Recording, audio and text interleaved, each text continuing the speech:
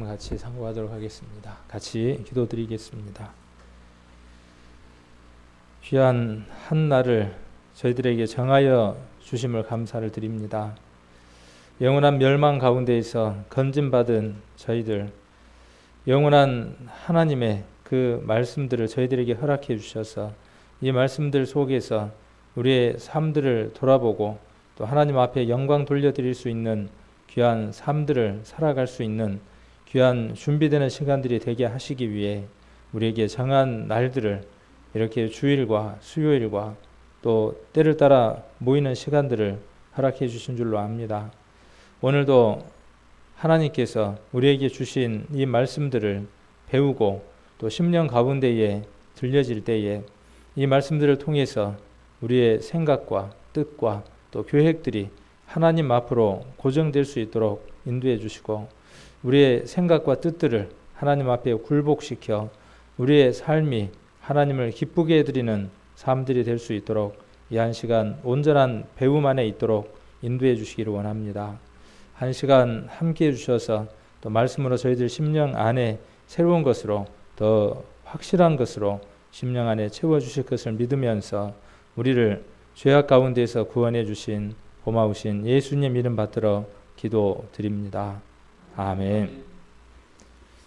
같이 보실 성경은 에베소서입니다.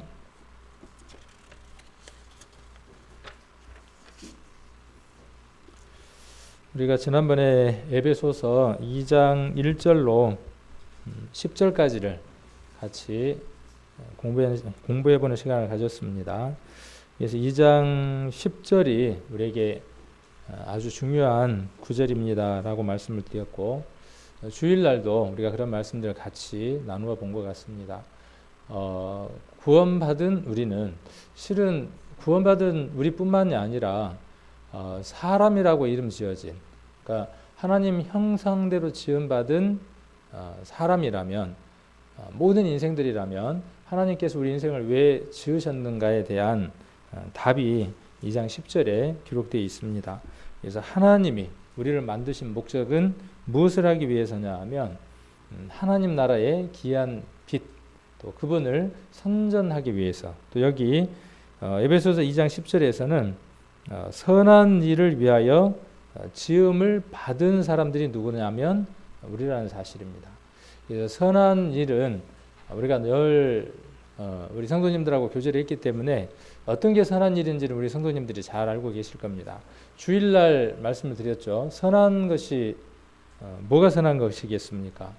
이 세상에 선한 것은요 딱 두 가지밖에 없습니다. 하나로 줄이면 딱 한 가지겠죠. 하나님이 우리 인생들을 만드셨고 우리 인생들에게 무슨 일을 해주셨는지 그리고 하나님께서 우리를 그의 나라로 부르신다는 이 사실 이것을 받아들이게 하는 것이 가장 선한 것이고 이것을 깨닫는 것이 가장 선한 것입니다. 그래서 이 일을 위해서 우리가 만들어졌고 또 이 일 때문에 우리가 살고 있는 겁니다. 우리가 구원을 받았다면 선한 목적을 온전하게 이룬 사람들이죠. 또 주변에 있는 사람들에게 예수 그리스도가 우리를 위해서 십자가에서 죽으셨다는 이 사실을 알려주는 것. 그래서 예수 그리스도를 선물로 우리에게 주신다는 것. 그래서 그 선물을 받은 사람들이 또 다른 사람들에게 선물로 우리에게 있는 것들을 나누기를 간절히 원한다는 사실을 우리로 하여금 행하게 하기 위해서 하나님께서 우리를 부르셨다는 사실입니다. 그래서 이것을 잊어버린다면 우리의 본분을 다할 수 없다는 것이죠. 주일날 우리가 말씀을 함께 나눴던 것처럼 구원받은 사람의 역할은 성도의 역할은 다른 역할이 없습니다. 요한 1서에서는 사랑에 대해서 이야기를 하고 있죠. 그래서 율법이 이야기하는 것도 율법 13가지가 이야기하는 것도 또 그 율법 13가지를 줄여놓은 10개 계명이 말하는 것도 또 10개 계명을 둘로 나눈 하나님을 사랑하라는 그 첫 번째 계명과 내 이웃을 사랑하라고 하는 그 두 번째 계명 그 모든 계명 안에 무엇이 들어있느냐 하면 사랑이라는 게 들어있다는 것이죠. 육신적인 사랑, 물질을 공급하고 필요한 것들을 공급하는 그 사랑도 정말 중요합니다. 그래서 우리가 보이지 않는 하나님의 영원한 사랑을 우리가 나누기 위해서는 보이는 사랑들을 나눠야 될 필요가 있죠. 그래서 복음을 전하는 데 있어서 시간이나 물질이나 우리에게 있는 모든 것들이 드려져야 하는 목적들이 거기에 있습니다. 그래서 2장 1절로 10절까지를 지난번에 한번 살펴보는 시간을 가졌습니다. 2장 11절부터 22절까지도 2장 1절부터 10절과 같은 패턴으로 설명이 되어져 있습니다. 과거에 우리가 누구였는지, 어떤 상황에 처해 있었던 사람들인지, 또 어떤 삶을 살았던 사람들인지에 대해서 설명하고 있는 것이 2장 1절로 10절까지였고 또 11절부터도 같은 것들을 설명을 하고 있습니다. 11절 한번 보겠습니다. 2장 11절. 오늘은 11절부터 시간이 되는 데까지 또 말씀을 한번 살펴보는 시간을 갖겠습니다. 11절에 보시면 그러므로 생각하라. 너희는 그때에 육체로 이방인이요 손으로 육체에 행한 할례당이라 칭하는 자들에게 무할례당이라 칭함을 받는 자들이라. 그때에 너희는 그리스도 밖에 있었고 이스라엘 나라 밖의 사람이라. 약속의 언약들에 대하여 외인이요 세상에서 소망이 없고 하나님도 없던 자이더니 이제는 전에 멀리 있던 너희가 그리스도 예수 안에서 그리스도의 피로 가까워졌느니라. 여기 보면 이제 이방인이라고 하는 한 부류가 나오고 에베소서는 이방인과 유대인, 하나님의 선민인 유대인과 하나님의 선택을 받지 못한 이방인이 하나가 되어졌다는 것에 대해서 이야기를 합니다. 그래서 여기 그때의 육체로 이방인이었다라고 이야기를 합니다. 그래서 뭘 한번 생각을 해보라고 하죠. 그러므로 생각하라 그랬어요. 오늘 우리도 이 말씀에 입각해서 한번 생각을 해볼 필요가 있겠죠. 여기 지금 뭘 생각해 보라는 거겠어요? 생각해 보라는 것은 생각하라 그랬어요. 뭘 생각해 보라는 것일까요? 11절에 기록되어 있는 대로 그때를 한번 생각해 보라는 거죠. 그때. 11절에 너희는 그때에 라고 되어 있고 12절에도 뭐라고 되어 있냐 하면 그때에 이렇게 기록되어 있죠. 우리에게 있어서 그때는 어느 때이겠어요? 우리에게 있어서 그때. 그 다음에 13절에 보면 이제는 그랬잖아요. 그러면 이제는이라고 하는 그 시간적인 시점과 그때라고 하는 그 시간적인 시점은 어떤 차이가 있을까요? 우리에게 있어서는 어떻게 표현되어질 수 있을까요? 쉬운 말로 구원받기 전과 구원받기 후, 구원받고 난 이후에 이렇게 한번 표현을 해볼 수 있겠죠. 자, 그래서 무엇을 한번 생각해 보라는 것이냐 하면 구원받기 전에를 한번 생각해 보라는 거예요. 우리의 모습들이, 우리의 삶들이 어떠한 모습이었는지 그때를 한번 생각해 보라는 거죠. 주일날도 그런 말씀을 드렸지만 그때가 그립습니까? 성경에 보면 전도서에 옛날이 오늘보다 낫다 함은 지혜다 이렇게 기록되어 있죠. 옛날이 오늘보다 낫다 함은 지혜가 아니다 그랬어요. 근데 우리 구원받은 우리들은 다는 아니지만 혹자들은 어떤 생각들을 갖느냐 하면 내가 구원을 받지 않았더라면 참 얼마나 좋을까? 혹 이렇게 생각하는 분들이 있습니까? 만일 그 생각을 한다면 어떻게 돼야 되겠어요? 치르르 버르르 떨어야죠. 그렇죠. 내가 구원받지 못했다면은 그 생각을 한다면은 파르르 떨어야 될 정도가 돼야 되는 것이 구원받은 사람의 정상적인 모습일 텐데 우리가 서울에 예전에 성수대교가 무너지는 일이 있었죠. 그래서 무학여고 지금도 저 기억하는 것 같아요. 그때가 서울에 있었을 때인가 뭐 정확하게 기억은 안 나는데 무학여고 학생들이 그 성수대교를 건너서 통학하려고 하던 애들이 그 버스에서 다리와 함께 내려앉아서 많은 학생들이 죽고 있었죠. 만일 그 무너지는 다리 바로 앞에 버스가 내려앉고 내가 거기에 택시 타고 있었는데 그 택시가 만일 다리 난간에 깔딱깔딱 걸려 있다가 생명을 얻었다면 119가 오고 구조대가 와서 내가 생명을 얻었다면 성수대교라는 소리만 들어도 어떻게 했어요? 여기 그러므로 생각하라 그 말은 뭐예요? 그때를 한번 생각해보라 그 말. 우리가 얼마나 아슬아슬하고 위험한 줄다리를 하고 있었던 그때를 한번 생각해보라는 것이죠. 자, 여기 잡으시고 로마서 6장을 한번 보겠습니다. 로마서 6장. 로마서 6장에서도 이 에베소서와 같은 표현들이 기록이 되어 있는 걸 볼 수 있습니다. 먼저 21절을 한번 볼게요. 6장 21절. 로마서 6장 21절입니다. 너희가 그때에, 같이 한번 읽어볼까요? 로마서 6장 21절. 너희가 그때에 무슨 열매를 얻었느냐?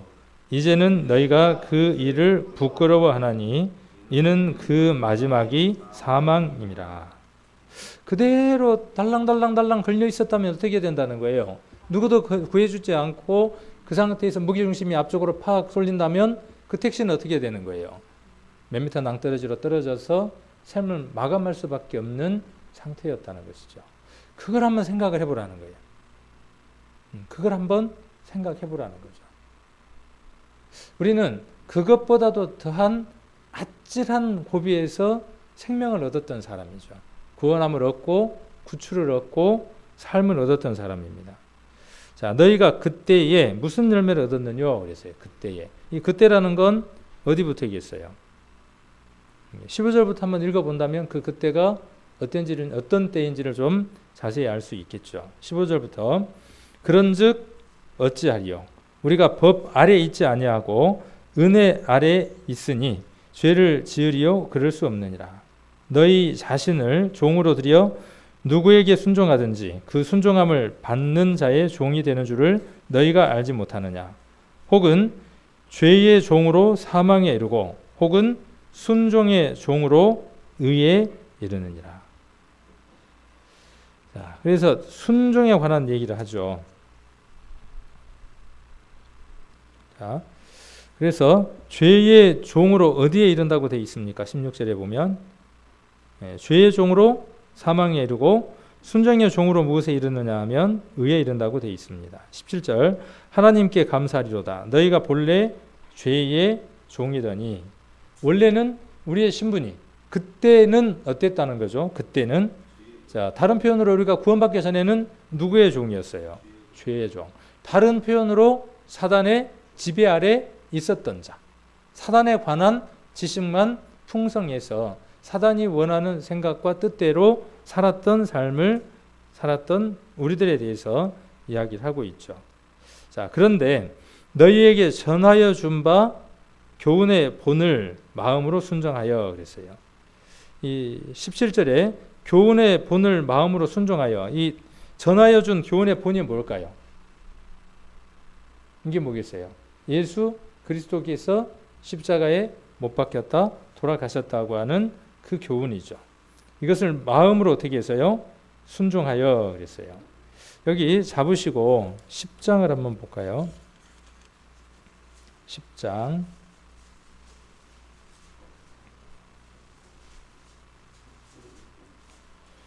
11절에 보시면 성경에 이르되 누구든지 저를 믿는 자는 부끄러움을 당치 아니하리라 하니. 아까 에베소서에도 이제 그런 말씀이 있었죠. 유대인이나 헬라인이나 차별이 없습니다. 한 주께서 모든 사람의 주가 되사 저를 부르는 모든 사람에게 부여하시도다. 13절 같이 한번 읽겠습니다. 누구든지 주의 이름을 부르는 자는 구원을 얻으리라. 여기 주의 이름을 부른다 그 말은 주여 주여 하고 주여 삼창을 하면 그런 뜻이겠습니까?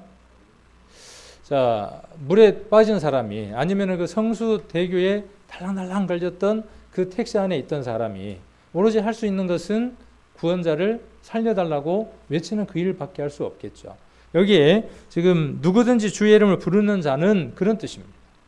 주의 이름을 부르는 자는 어떤 자겠어요? 예수 그리스도의 보혈의 십자가의 능력이 필요한 사람만이 누구를 부르죠? 예수 그리스도를 부르죠. 건강한 자에게는 무엇이 필요 없어요? 의원이 필요 없어요. 병든 자만 누구를 찾느냐 하면 용한 의사를 찾는 겁니다. 몸이 아파봐야 뭘 찾죠? 용한 의사도 찾고 또 뭣도 찾아요? 어디 약이 된다 그러면 개똥도 어디에다 쓰려고 찾아요? 제가 비염을 앓고 있다 보니까요. 한 비염이 똑 떨어질 수 있다 그러면은 뭐든지 찾아서 먹을 것 같은데 개똥도 약이 된다 그러면 개똥은 안 먹을 것 같아요. 왜 안 먹을까요, 아직? 개똥을 먹을 만큼 정도는 안 된 거예요. 그렇죠? 그렇게까지 괴로워 보면 그것도 먹겠죠. 자, 누구든지 주의 이름을 부르는 자는 그런 뜻이에요. 그 10년 가운데에 무엇이 필요한 거예요? 간절하게 그 약과 그 의사가 간절하게 필요한 사람. 이 세상에 있는 사람들에게 필요한 단 한 사람의 용한 의사가 있습니다. 그 의사가 바로 누구냐면 예수 그리스도라고 하는 의사죠. 세상 사람들은 환자입니다. 근데 자기들이 환자라고 생각합니까? 건강한 사람이라고 생각합니까? 건강한 사람이라고 생각하는 거예요. 어디든 아픈 것이 없다고 생각을 합니다. 자기 스스로가 병든 자이고 아픈 곳이 있다고 생각하는 사람은 참 복된 사람입니다. 내가 어딘가 부족한 것이 있어서 채움을 받아야 된다고 생각하는 사람은 정말 복 있는 사람이에요. 왜? 그 사람은 그 비어있는 무엇인가를 찾기 위해서 부르짖고 애타게 찾다 보면 그것이 무엇인지를 찾게 됩니다.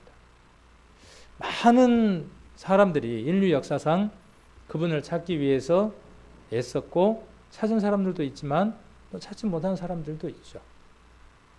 우리는 그분을 찾아서 그분을 믿는 사람이 됐습니다. 그래서 누구든지 주의 이름을 부르는 자는 구원을 얻으리라.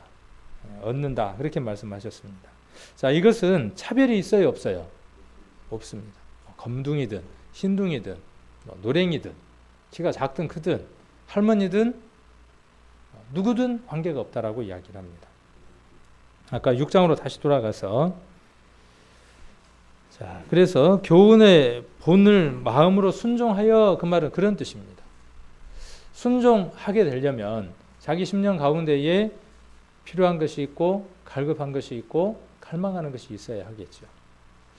우리 사람을 하나님이 만드실 때 하나님 형상대로 사람을 지었기 때문에 사람에게는 종교심이라고 하는 게 있습니다. 영원한 세계를 찾고자 하는 본능이 있습니다. 영원한 세계는 이 세상에 없습니다. 영원한 세계가 분명히 이 세상에 존재하지 않습니다. 그런데 묘하게도 사람들은 영원이라고 하는 그 단어를 즐겨 쓰고 중요한 일이 있을 때에는 그 단어를 사용합니다. 목이 마르면 물이라고 하는 그 대상이 존재하고 배가 고파서 족발을 먹고 싶으면 족발이라는 게 존재합니다. 우리가 사고하고 생각하는 모든 것에는 그 실체와 그 대상이 분명히 존재하게 되어 있습니다. 하나님이 그렇게 만들어 두셨습니다. 그래서 전도서 3장 11절에 보시면 하나님이 모든 것을 때를 따라 아름답게 하셨고 다 지으셨고 사람에게 무엇을 주셨다고 말씀하셨냐 하면 영혼이 아니라 영원을 사모하는 마음을 주셨다고 기록되어 있습니다. 그래서 모든 사람에게 공통적으로 있는 게 뭐냐 하면 죽지 않고 영원한 삶을 살고자 하는 갈망을 갖고 있다는 거죠. 근데 사람들은 그 세계를 갈망하면서도 그 세계가 없다고 생각합니다. 성경은 분명히 그 세계가 존재한다고 되어져 있습니다. 그리고 그 세계를 찾을 수 있는 열쇠가 성경 안에 있습니다. 어떤 사람들은 그 길을 찾았고 어떤 사람들은 그 길을 찾지 못하고 생을 마감한 사람도 있습니다. 자, 18절 로마서 6장입니다. 로마서 6장. 그래서 17절에 교훈의 봄을 마음으로 순종하였어. 우리는 그 영혼을 사모하는 그 마음에 온전한 것을 채워 넣습니다. 그 영혼을 사모하는 마음 안에다가 사람들은 무엇인가 넣기 위해서 술도 넣어보고 담배도 넣어보고 거기에다가 여자도 넣어보고 도박도 넣어보고 스포츠도 넣어보고 많은 걸 넣는 겁니다. 그런데 충족이 될까요? 안 될까요? 잠깐뿐이에요. 영혼을 넣는 곳에는 영혼을 넣어야만 온전하게 짝이 맞는 겁니다. 우리 윤 전사님이 그렇게 한번 말씀하셨던 것처럼 장갑은 어디에다 끼워야죠? 장갑은 손에다 끼워야 그게 맞는 거죠. 그런 것처럼 짝이 다 있다는 거죠. 거기에 맞는 짝이 있고 들어가야 할 곳이 있다는 겁니다. 영혼을 넣어야 하는 그곳에 영혼을 넣지 않고서는 인생에 만족이 없는 겁니다. 왜 인생에 만족이 없는가는 답은 간단한 거예요. 여기 말씀에 기록되어 있는 것처럼 순종이 없기 때문에 그렇죠. 교훈의 도가 무엇인지 알지 못하기 때문에 그렇죠. 자, 18절 죄에게서 해방되어 의에게 종이 되었어요. 일평생을 미친 마음을 품고 살아가는 이유가 어디에 있느냐 하면 이 미친 마음이라는 건 뭐냐 하면 갈망이에요. 무엇인가를 채우고자 하는 그 욕구를 이야기를 합니다. 왜 사람들은 그렇게 채우지 못하는 욕구 가운데 살아가느냐? 결국은 누구에게 종이 되어져 있기 때문이라는 것이냐 하면 죄에게 종이 되어져 있기 때문이라는 거죠. 사로잡혀 있기 때문에 그래요. 사람들은 자기 스스로가 자유인이라고 생각을 합니다. 자기 스스로 생각하고 자기 스스로 판단하고 자율적으로 움직이고 있다고 생각합니다. 그런데 성경은 무엇이라고 이야기하느냐 하면 자유인이 아니라 누구라는 거예요? 종이다. 종. 종은 자유가 없죠. 종은 누군가의 지시나 명령에 따르는 자가 종입니다. 세상 모든 사람은 또 아까 에베소서 2장 11절에서 생각해보라 그랬죠. 우리가 어떤 사람이었다는 것을 한번 생각해보라는 거죠.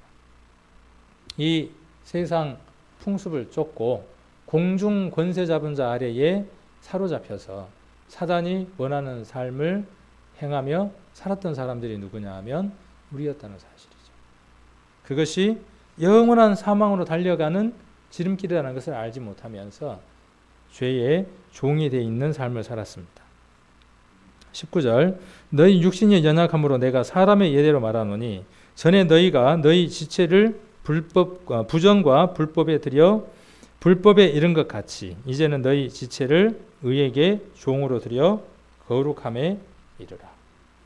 자, 이 6장은 구원받은 성도들을 대상으로 해서 쓰여진 것이죠. 에베소서도 마찬가지인 것처럼. 그러면서 무엇을 회상하게 하는 겁니까? 구원받기 전의 상태를 회상하게 하는 겁니다. 아찔했던 그때를 되돌리게 하는 겁니다. 그러면서 무엇을 얻고자 하는 것이죠? 지금 우리의 삶들 가운데에 무엇이 계속 진행되어야 된다는 걸 가르쳐주고 싶으냐 하면 처음 우리가 아까 로마서 10장에서 간절히 예수 그리스도의 이름을 구했던 것처럼 낮아진 마음으로 순종하고 복종했던 것처럼 그 복종을 다시 한 번 더 반복하는 삶을 살아라는 것들을 다시 한번 우리에게 이야기를 하고 있습니다. 그래서 우리 지체를 어디에다가 드리라고 이야기를 하느냐 하면 의에게 종으로 드려 거룩함에 이르라고 합니다. 우리의 영은 이미 예수 그리스도로 말미암아 온전한 자가 되어졌고 거룩한 자가 됐고 깨끗한 자가 됐습니다. 근데 여기 보니까 무엇에 드리라고 되어 있습니까? 종에게 드려 어떻게 하라고요? 거룩함에 이르라 그랬죠. 두렵고 떨림으로 너희 구원을 이루라고 하는 그 말씀처럼 이것은 우리 삶에 있어서 무엇에 관한 것이냐 하면 삶의 변화에 관한 것이죠. 우리의 삶은 진행형 가운데 있는 겁니다. 누구에게 종이 되느냐는 것에 따라서 누구를 주인으로 모시느냐는 것에 따라서 우리의 삶에 대한 결과는 달라지는 겁니다. 20절 너희가 죄의 종이 되었을 때에는 의에 대하여 자유하였느니라. 이 표현이 참 재밌더라고요. 이 20절은 앞에 19절에 있는 내용을 다시 한 번 더 설명해 주는 거예요. 너희가 죄의 종이 되었을 때 그때는 19절을 얘기하는 거죠. 육신이 연약함으로 사람의 예대로 말하지 않고 너희가 너희 지체를 부정과 불법에 들였다 하는 것을 죄의 종이 되었을 때로 표현을 하고 있습니다. 자, 그때에는 무엇에 대해서 자유했어요? 의에 대해서 자유했어요. 의에 대해서 자유했다 이 말이 어떤 표현일까요? 하나님 나라에 관하여 거룩해지는 삶에 관하여 복음에 관하여 하나님 나라의 어떤 것에 관계된 것에 있어서 아무런 관련이 없었다 그런 뜻이에요. 자유한다 그런 뜻입니다. 자, 구원함을 받았으면 이제 어떻게 바뀌어야 되겠죠? 구원함을 받았으면 이 표현이 어떻게 바뀌면 맞겠어요? 반대로 한번 바꿔보면 참 재밌을 것 같아요. 자, 그래서 구원받은 우리 사람들은 무엇의 종이 되는 거죠? 의의 종이 되었을 때에는 이렇게 표현할 수 있겠죠? 누구에게 종이 되어지면요? 하나님에게 종이 되어지면 말씀과 우리 속에 있는 성령의 붙들림 바 되는 삶이 되면 무엇에 대해서 자유한 삶을 사느냐 하면 죄에 대하여 자유한 삶을 삽니다. 죄에 대해서 자유하다는 말의 의미를 아시겠죠? 죄를 짓고도 뻔뻔하게 살아간다, 그런 말이 자유가 아니에요. 무슨 말인지 이해가 되시죠? 이 말이. 이 표현이 참 재미있더라고요. 너희가 죄의 종이 되었을 때에 의대에 자유했다. 어떤 것도 할 수 없었던 상태죠. 만질 수도 없고, 자유한다는 말의 의미가 그런 의미예요. 자, 21절. 너희가 그때에 무슨 열매를 얻었느냐? 열매가 있었어요, 없었어요? 어떤 열매? 자, 너희가 그때 무슨 열매를 얻었어요? 얻기는 얻었어요. 어떤 열매를 얻었어요? 자, 가시나무에서는 뭘 얻는 겁니까? 가시를. 엉겅퀴에서는 엉겅퀴를. 무화과에서는 무화과를. 그 열매를 보아서 나무를 아는 거죠.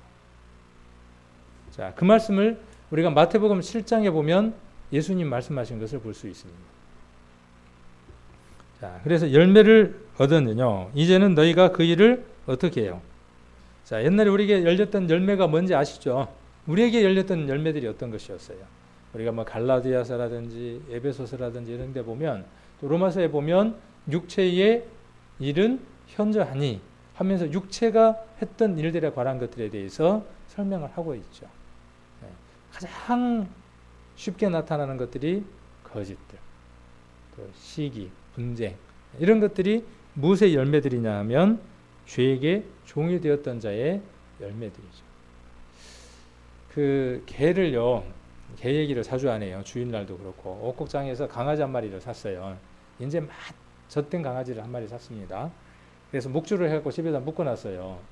어떻든가요? 묶어놓으면 막 깨갱거리고 그 목줄을 풀려고 막 난리를 하잖아요. 결국은 누가 십니까? 개가 져요. 나중에는 어떻게 합니까?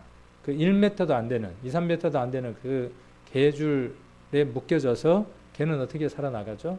그 범위 내에서 살아가는 거예요. 좀 괜찮은 주인을 만나면 어떤 줄을 해주느냐 하면 1m짜리 목줄에다가 그 다음에 철사줄을 길게 해가지고 왔다 갔다 할 수 있게 해주죠. 좀 괜찮은 주인을 만난 거예요. 그래도 개의 범주는 어디까지예요? 개는 그 범주 이상을 벗어나지 못하는 거예요. 그게 뭐냐 하면 죄에게 종이 됐다는 표현을 그렇게 표현할 수 있습니다. 자, 그 외에 목줄이 촥 갔는데 여기 보니까 누가 지포를 하나 떨어뜨리고 갔어. 먹을 수 있어요, 없어요? 목줄이 가지 않으면 먹을 수가 없죠. 자, 그게 뭐예요? 그게 자유예요. 지금 여기서 아까 6장에서 표현하고 있는 자유는 그것을 이야기를 하는 거예요. 먹고 싶지만 먹을 수 있어요, 없어요? 먹을 수가 없는 거예요. 그게 자유예요. 무엇에 관하여?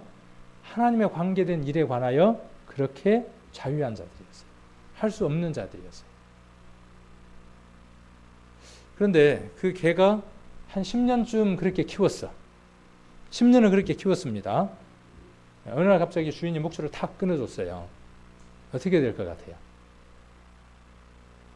개마다 좀 약간 다르긴 한데 좋다고 도망가는 놈도 있을 거고, 근데 대체로 보면 그 줄이 묶여져 있는 줄 알고 그 범주 내에서 돌아다니지 못하고 거기를 왕복합니다.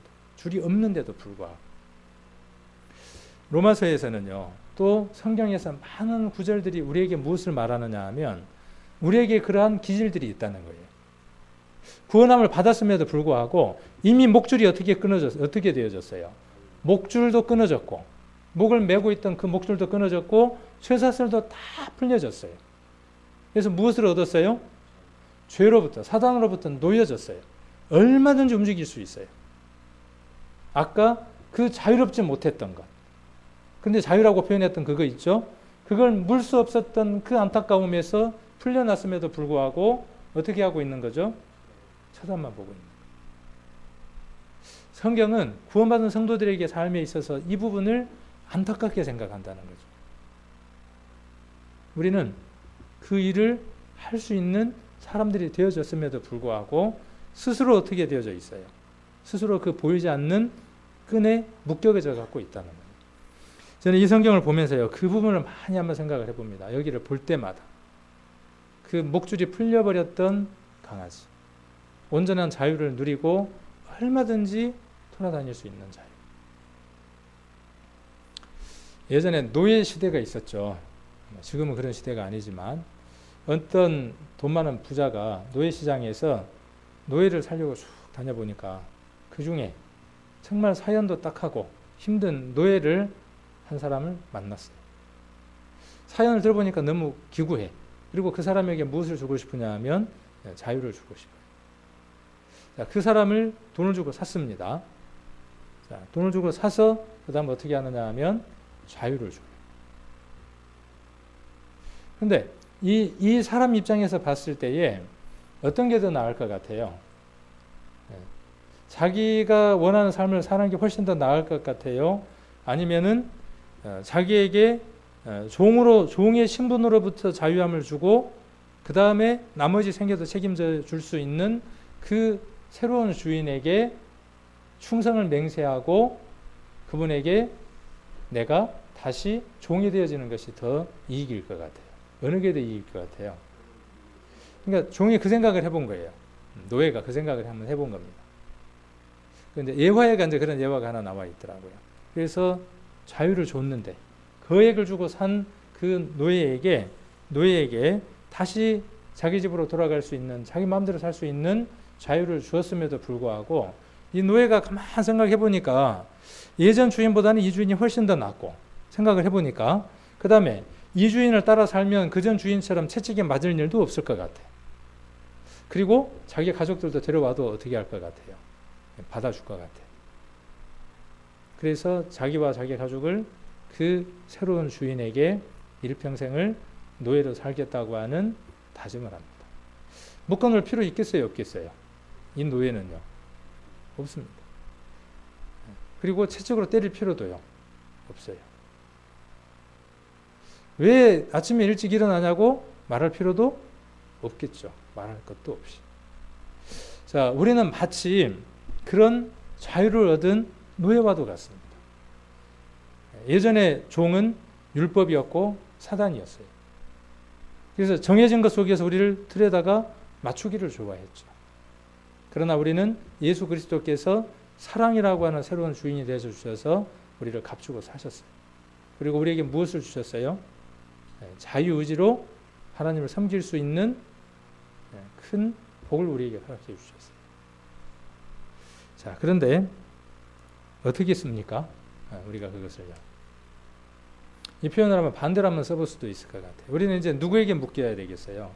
우리는 이제 목줄을 매서 누구에게 묶여야 되겠어요? 의에게 묶여야 되겠죠.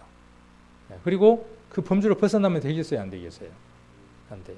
그런데 그 범주 밖에 뭐가 있어요? 여기 보니까 아까 반대로 뭐가 있어요? 우리를 자유하게 하려고 하는 게 있어요.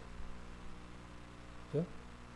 세상의 것들이 나를 유혹하는 수많은 것들이 내 사슬 밖에 나를 계속 유혹하고 있는 것들이 수없이 있어요. 그 목줄을 맨 개가 그 한 점의 지포를 먹기 위해서 목을 당기면서 애쓰는 그 모습들을 한번 보셨습니까? 한번 보셨죠?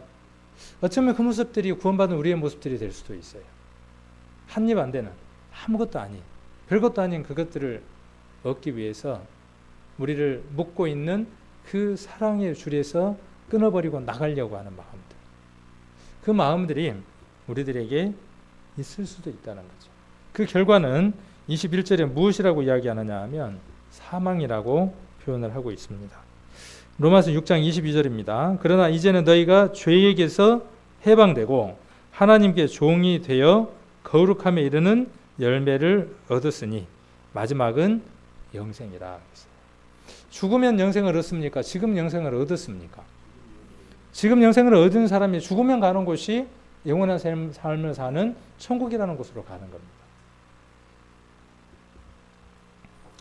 우리는 중요한 것이요, 자유자라는 그 말의 의미가 묶여있다는 말의 의미를 잘 이해할 필요가 있습니다. 아까 죄에게 종되었다, 의에게 종되었다는 이 표현, 지난번에 제가 그런 표현을 한번 쓴 적이 있을 겁니다. 연, 가오리 연, 방패연. 하늘을 마음껏 날기 위해서는 뭐가 필요합니까? 바람도 필요하고 줄도 필요하고 밀당도 필요하고 여러 가지들이 필요하죠. 그 연은, 풍선은 어디에 매달려 있는 동안에만 자유롭습니까? 줄에 매여 있는 동안에 자유롭다는 사실. 새가 창공을 나를 때 그 날개가 자유함을 줍니다. 그 창공을 마음껏 나를 수 있는 자유는 어디에서 오느냐 하면 날개에서 옵니다. 그 새가 땅으로 내려왔을 때에는 그 날개는 거추장스러울 수밖에 없어요. 새가 뛰는 모습 한번 보세요. 참새, 비둘기 한번 생각해보세요. 머릿속에 한번 그려보세요. 그 모습이 어떻습니까?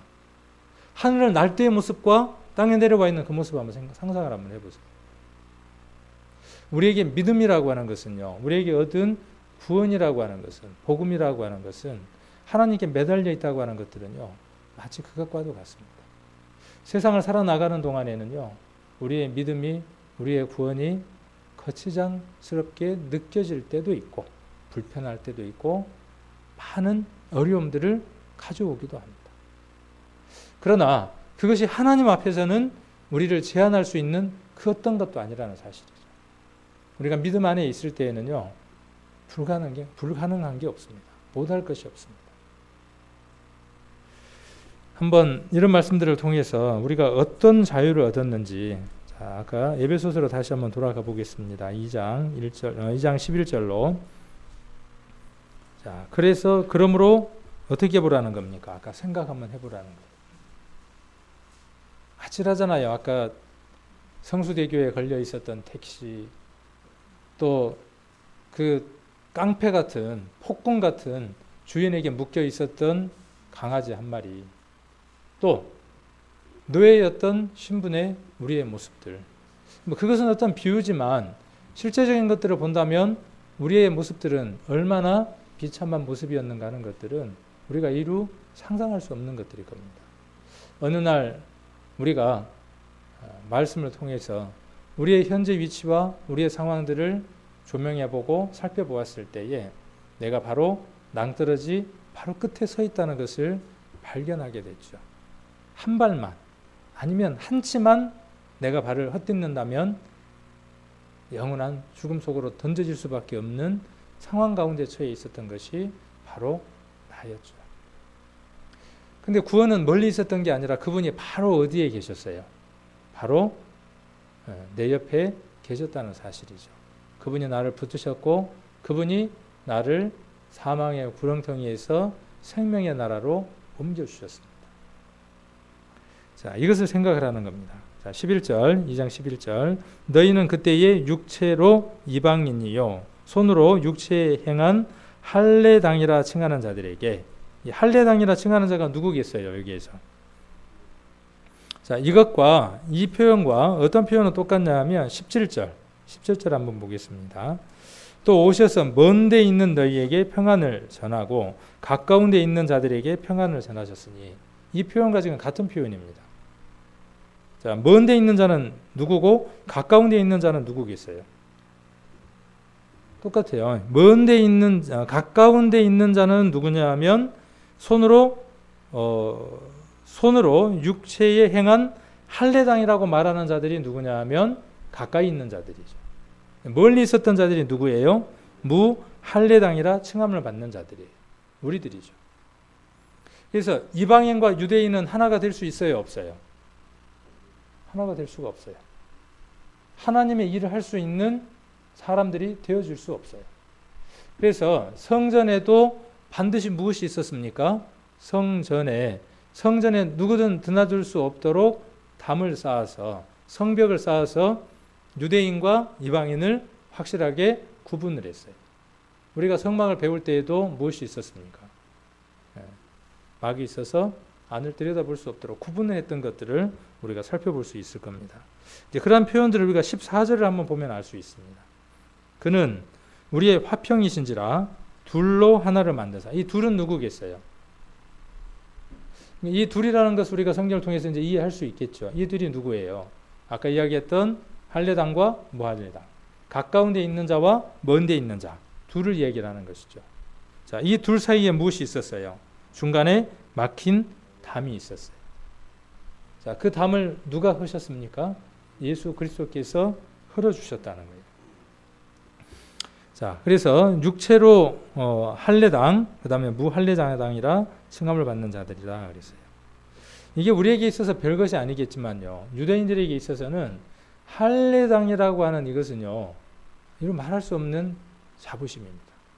무할례당이다 하는 것은 뭐냐 하면 마치 벌레를 보는 것과 같은 느낌입니다.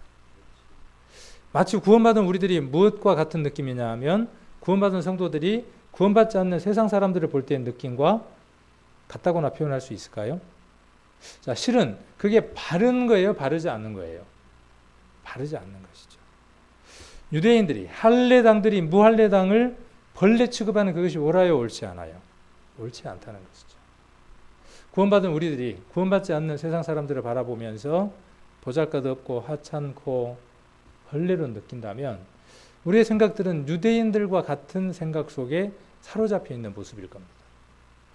예수 그리스도께서는 이 세상에 오셔서 누구를 향한 마음들을 더 많이 갖고 계셨냐 하면 우리 안에 있는 99마리의 양보다 우리를 벗어난 양 한 마리에 대한 마음이 더 많으셨던 것을 봅니다.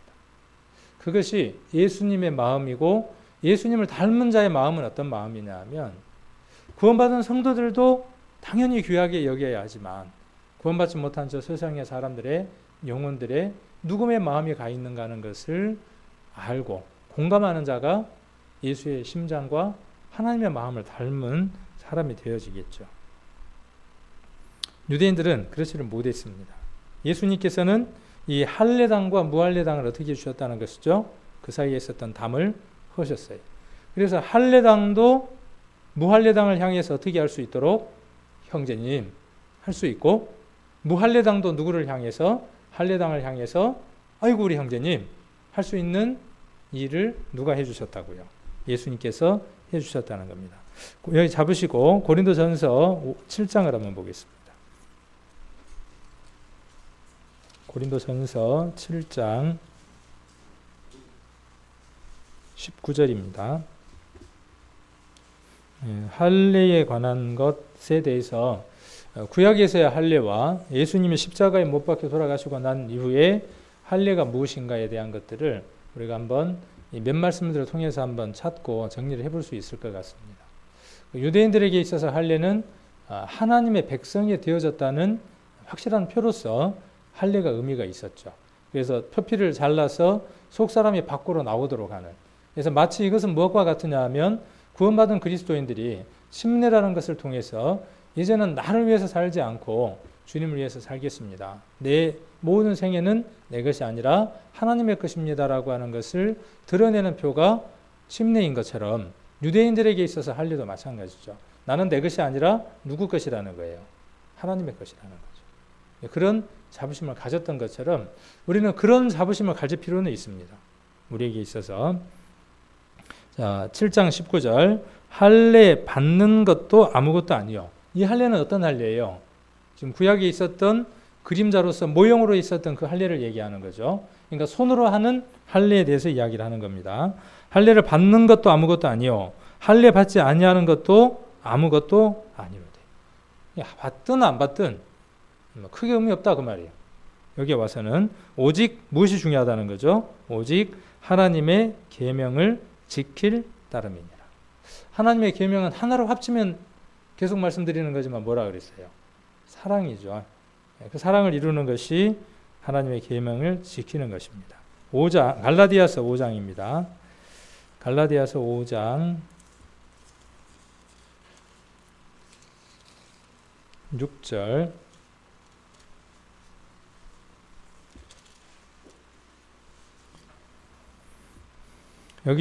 여기 한번 같이 한번 읽겠습니다.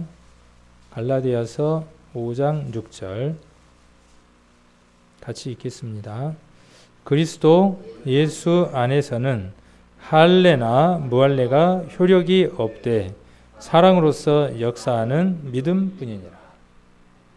그래서 뭐 할례, 그 손으로 하는 그 할례 의미 없는 것이다. 그보다 더 중요한 것은 무엇이 중요한 것이다? 사랑으로서 역사하는 믿음이라는 것이다.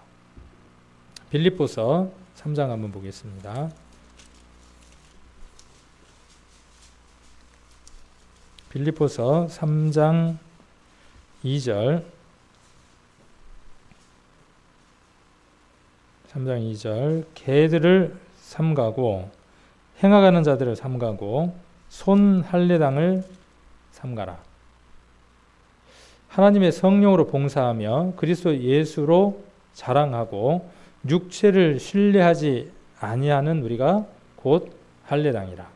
그러나 나도 육체를 신뢰할 만하니 만일 누구든지 다른 이가 육체를 신뢰할 것이 있는 줄로 생각하거든 나는 더욱 그리하니. 자, 그래서 구약에서 이야기하는 그 할례당이라고 하는 것과 말씀 안에서 그리스도를 통해서 이루어지는 할례가 무엇인지에 대한 선들을 우리가 성경을 통해서 확실하게 한번 살펴볼 수 있습니다. 그래서 손 할례당이 있었다 그러죠. 교회 가운데 구원받은 무리들 가운데에서도 구원함을 받았지만 하나님의 그 약속을 이루기 위해서는 손으로 하는 할례를 또다시 받아야 한다라고 말했던 사람들이 누구냐 하면 손 할례당이죠. 자, 그런데 그게 필요 있다 없다? 어떤 것이다? 3절에 보니까 하나님의 무엇으로 봉사하고요? 하나님의 성령으로 봉사하는 겁니다. 하나님의 성령으로 봉사하는 것이 참 어렵다고 개념이 생각되어질 수 있지만 쉬운 거예요. 아주 쉬운 것들입니다. 아주 쉬운 일 하나를 든다면 내 마음과 내 눈에 어렵게 생각이 들어지고 힘들게 생각되어지는 어느 성도를 보았다든지 아니면 복음을 전하고자 하는 그 마음이 있을 때 그 마음을 막지 않고 입을 열어서 복음을 전한다든지 어떤 형제를 자매를 위해서 위하는 기도를 해준다든지 전화를 해준다든지 밥을 한 그릇 산다든지 그것들이 뭐 하는 거냐면요. 성령으로 봉사하는 겁니다. 어려운 게 아니에요. 자, 그리스도 예수로 자랑하고 그랬어요. 우리의 자랑이 뭐밖에 없습니까? 예수 그리스도 외에는 없죠. 곧 육체를 신뢰하지 아니하는 우리가 곧 누구예요? 할례당. 그러니까 우리가 누구라는 얘기죠? 이제 구약 시대 때에 유대인들이 누구였어요? 할례당이었어요. 하나님의 특별한 선민이었죠. 이제 누가 특별한 하나님의 선민이라고요? 우리가. 이스라엘이 하나님의 특별한 선민으로 선택받은 이유가 무엇하기 위해서죠? 하나님이 계신 것을 선전하고 드러내기 위한 것처럼 할례당을 우리를 삼으신 목적이 어디에 있는 거죠? 마찬가지로 하나님을 드러내고 하나님을 전하기 위한 것이죠. 자, 골로새서도 한번 보겠습니다. 골로새서 2장 11절도 같이 한번 보겠습니다. 여기는 할례를 이렇게 또 표현을 했습니다. 자, 골로새서 2장 11절 12절 같이 한번 읽겠습니다. 또 그 안에서 너희가 손으로 하지 아니한 할례를 받았으니 곧 육적 몸을 벗는 것이요 그리스도의 할례니라. 너희가 세례로 그리스도와 함께 장사된 바 되고 또 죽은 자 가운데에서 그를 일으키신 하나님의 역사를 믿음으로 말미암아 그 안에서 함께 일으키심을 받았느니라. 그리스도와 함께 죽었다가 그리스도와 함께 살았다. 그게 뭐라고 지금 이야기하냐 하면 세례다, 침례다 그렇게 이야기를 하고 있습니다. 그것이 곧 무엇과 같다? 손으로 하지 아니하는 할례와 같다 그랬어요.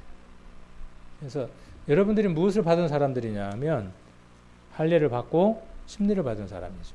그 침례가 이루어진 사람이 이 침례가 할례가 이루어진 사람이 다른 사람에게 내가 그 침례와 할례가 이루어졌다고 하는 것을 공포하기 위해서 하는 것이 뭐냐 하면 물을 만나서 우리가 침례라고 하는 의식을 행하는 것뿐입니다. 침례식 자체가 그 사람을 침례를 해주는 게 아니에요. 할례를 받는 게 아니에요. 그거 자체가. 이미 그것을 이룬 사람이 확인을 하는 것입니다. 자, 에베소서로 다시 돌아가서 2장으로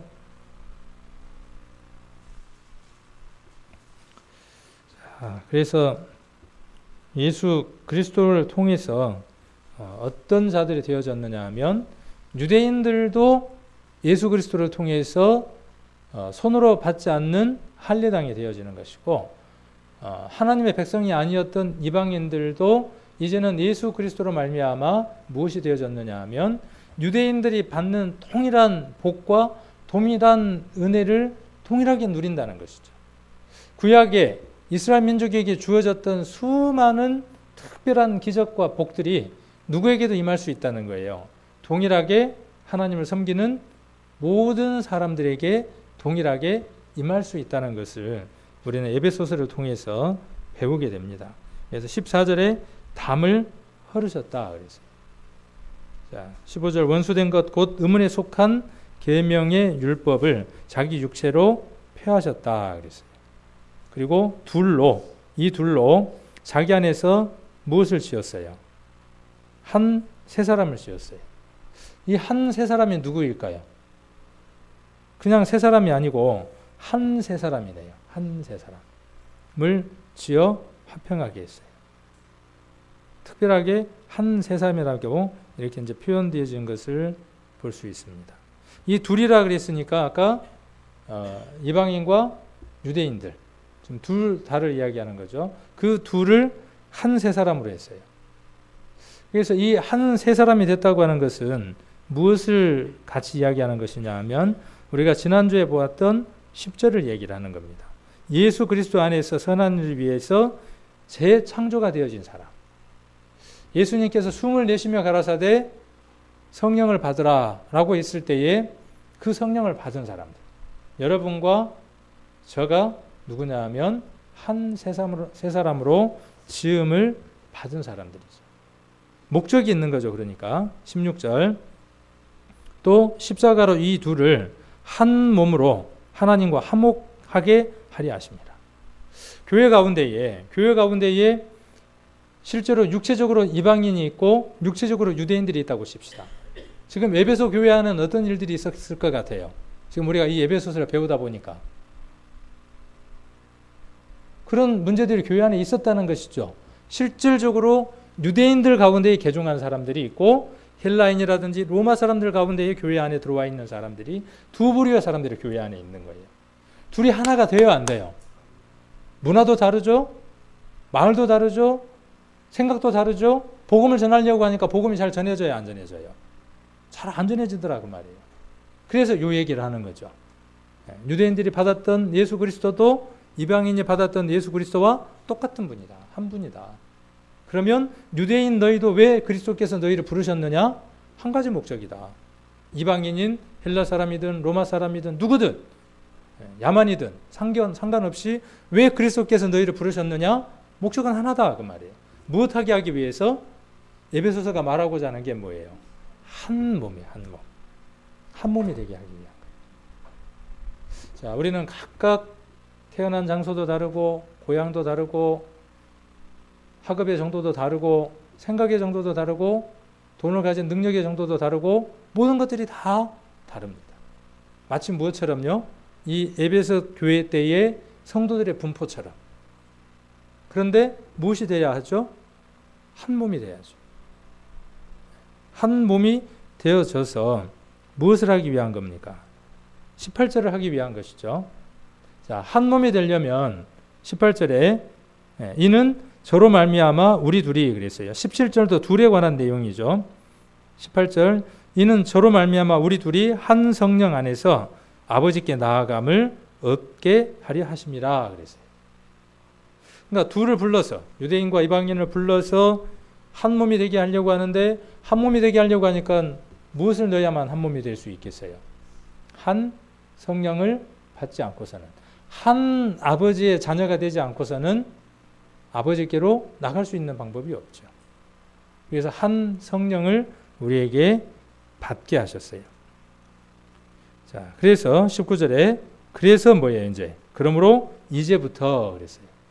구원함을 받은 그 이후로부터 너희가 그랬죠. 외인도 아니고 손도 아니고 오직 성도들과 동일한 시민이고 하나님의 권속이라 그랬죠. 빌립보서 3장 20절인가요? 오직 우리의 시민권은 하늘에 있는지라 이렇게 말씀하고 계시죠. 우리의 시민권은 하늘에가 있습니다. 자, 손도 아니고 권속이라 그랬습니다. 그래서 식구가 되기 위해서는 주일날 말씀드렸던 것처럼 밥도 같이 먹고 국도 같이 먹고 그래야죠. 자, 지금 여기 뭐 하고 있는 거냐 하면 한 솥에서 지금 한 밥 먹고 있는 거죠. 지금 이거 하고 있는 게 주일날 밥 같이 먹는 것도 먹는 거지만 자, 그렇게 해서 무엇을 하기 위한 것이냐 하면 21절에 기록하고 있는 것처럼 그 안에서 건물마다 서로 연결하여 주 안에서 성전이 되어가고. 자, 성도 한 명 한 명들이 뭐냐면 건물이에요. 한 건물의 부속품들이에요. 그것들이 어떻게 되어져야 되느냐 하면 연결되어져야 돼요. 옛날 한옥 한번 생각을 해보세요. 한옥은 뭐 석가래라든지 보라든지 기둥이 되어지려면 그것들이 각각에 서려면 어떤 일들을 겪어야 하죠? 그것들이 연결될 수 있도록 연결 부위들을 다 만들어야 되죠. 아니면 석조 건물 하나 생각을 해봅시다. 석조 건물은 뭐 석공이 망치를 들고 이제 돌을 다듬기도 해야 되겠지만 석공은 최대한 그 돌의 특징과 아름다움을 살려서 건물들을 지어가죠. 마찬가지로 교회도 마찬가지라는 사실이죠. 똑같은 돌은 없습니다. 똑같은 자재는 없는 거예요. 똑같은 건물은 없는 겁니다. 그 건물 재료 하나하나가 어떻게 되어져야 되느냐 하면 연결되어지는 게 관건입니다. 이 연결이라고 하는 이 단어는 신약 성경에 딱 2번 나옵니다. 이 원어의 단어는 더도 덜도 안 나오고 딱 2번 나오는데 지금 여기 2장 21절과 4장 16절 딱 에베소서 2번 나옵니다. 그래서 이 연결이라는 말은 무슨 뜻이냐면요. 조인이라는 뜻이에요. 조인. J-O-I-N인가? 하여튼 연결되다 그런 뜻인데 뭐 사전을 찾아보면 참여하다, 가입하다, 또 합치다 뭐 그런 뜻을 갖고 있습니다. 그래서 이것은 그냥 합쳐지는 게 아니고 1 더하기 1은 2 이렇게 합쳐지는 게 아니라 돌이 있을 때 그 돌을 석공이 어디에다가 놓을 때 이 돌을 무엇을 생각해야 되느냐 하면 사면을 다 생각해야죠. 어디에다 놓으려면 사면을 다 생각해야 됩니다. 이쪽도 맞아야 되고 그 다음 갖다 놓을 여기도 맞아야 되고 아래도 맞아야 돼요. 그래서 빈틈이 없이 그 돌들을 올려놓는 것이 석공이 하는 일인 것처럼 교회는 마치 그것과도 같습니다. 나와 연결된 그 다음 건물이 있습니다. 그 건물을 끌어다가 연결시키는 일. 이 일이 무엇의 일이냐 하면 교회에게 맡겨진 사명입니다. 우리 교회는 어쩌면 이 일에 눈을 뜨지 못한 채 있을 수도 있습니다. 복음에 관하여. 영원한 속죄에 관하여는 눈을 떴을 수는 있어요. 또 혹 이 부분에도 눈을 떠 있는 사람들도 있을 수 있지만 교회 전체가 그렇게 눈을 떠 있다고 보기에는 우리가 한번 생각해 볼 필요가 있다는 거죠. 나와 연결된 또 다른 돌들이 무엇인지 누구인지 생각해 보지 않는다는 거죠. 에베소서는 이것이 중요하다는 거예요. 이게 되어져야 그 다음 뭘 할 수 있어요.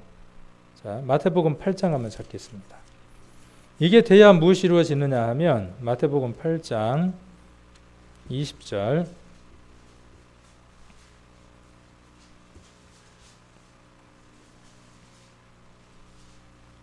마태복음 8장 20절 같이 한번 읽겠습니다. 예수께서 이르시되 여우도 굴이 있고 공중의 새도 거처가 있을 때 오직 인자는 머리 둘 곳이 없다 하시더라. 예수님 머리 둘 곳이 없대요. 자, 에베소서는 무엇에 관해서 이야기하느냐 하면 머리 대신 그리스도께서 머리 둘 곳이 어디인가를 이야기하고 알려주는 성경입니다. 그래서 다시 에베소서로 돌아가서 2장 다시 한번 보시면 자, 그래서 22절 마지막을 보시면 너희도 성령 안에서 하나님의 거하실 처소가 되기 위하여 예수 안에서 함께 지어져 가는 겁니다. 이것이 될 때 그리스도께서 머리가 되셔서 명령하시고 주관하시고 이루어 나간다는 사실입니다. 성도 한 명 한 명이 건강한 성전이 되어져서 성령을 모시고 온전한 건물로서 역할을 해나가고 정말 중요한 거죠. 이게 아궁이의 장작이 한 장작이 들어가서 타야죠. 장작 하나가 타야 하는 것 정말 중요한 일입니다. 그러나 그보다 더 중요한 것은 뭐냐 하면 또 다른 장작 하나 같은 장작이 들어와서 같은 화력으로 탈 수 있는 장작 하나가 또 하나 들어와야죠. 한 아궁이 안에 또 다른 장작이 들어와서 같이 타야 하겠죠.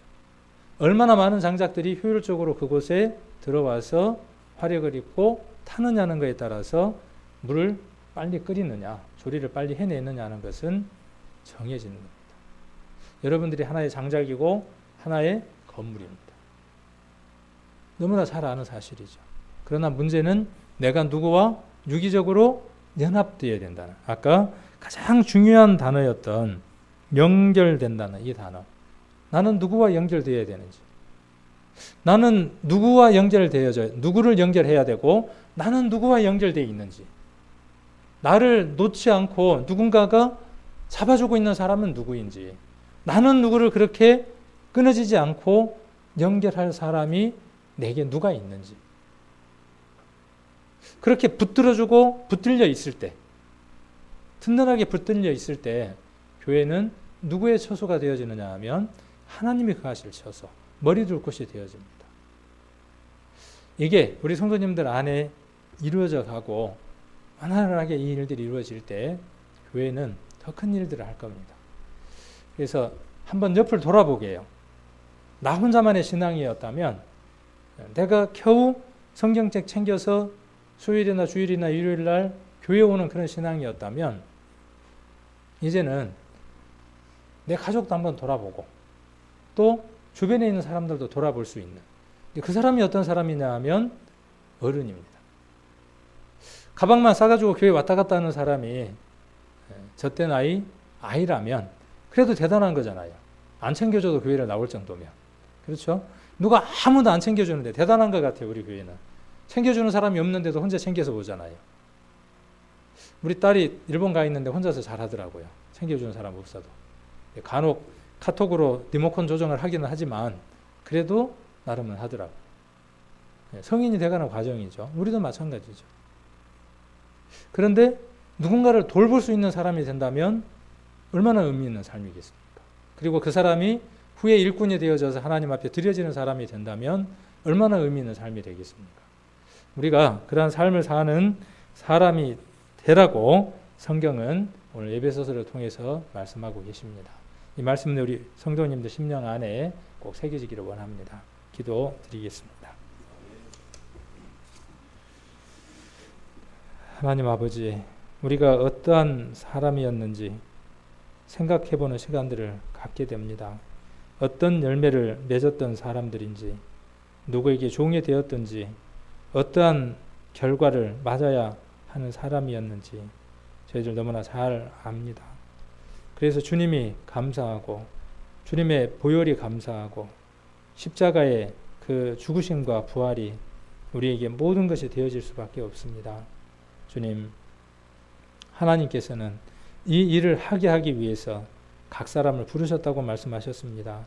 유대인도 부르고 이방인도 부르셨다고 말씀하십니다. 동일한 말씀으로 우리 교회 안에 수많은 사람들을, 여러 모양에 있는 사람들을 우리를 불러서 한 몸을 이루게 하시기 위해 한 성령을 주시는 것은 우리 각각들이 연결되어져서 하나님의 거하실 처소가 되게 하기 위해 우리를 부르셨다는 사실들을 잊지 않도록, 그래서 내 자신의 혼자의 신앙도 중요하지만 또 옆 사람과 챙겨야 될, 연결되어야 될 사람들이, 성도들이 있는 것들도 기억하며 또 챙길 수 있는 삶들을 살아가는 귀한 저희들 되게 도와주시기를 원합니다.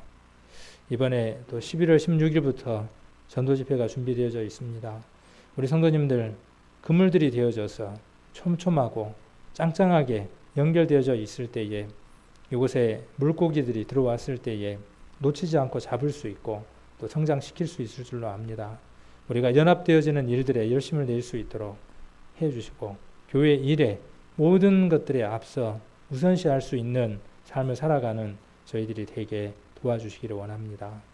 이 한 시간 인도해 주시고 이끌어 주심을 감사를 드리며 우리를 죄악 가운데에서 구원해 주신 고마우신 예수님 이름 받들어 기도드립니다. 아멘.